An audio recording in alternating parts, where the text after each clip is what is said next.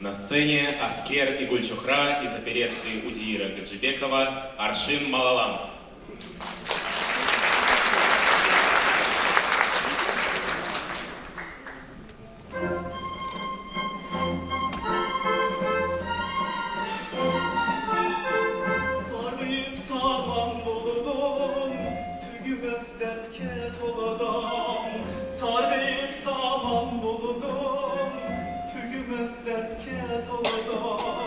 Yar derdi yaman iken seni gördüm ben buludum.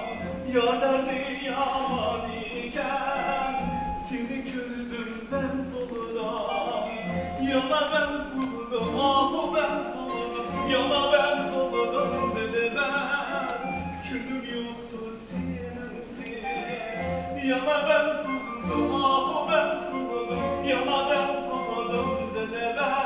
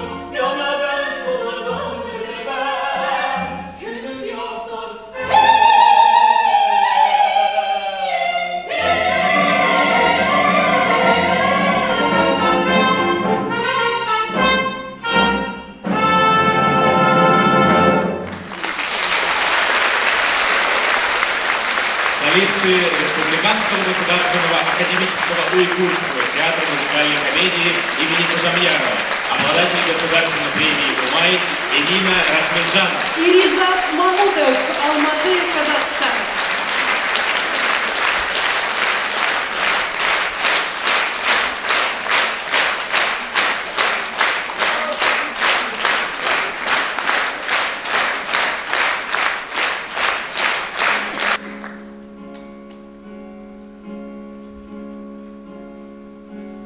Vivo per lei da quando sai, la prima volta l'ho incontrata, non mi ricordi come mai, piantata dentro e c'era strada.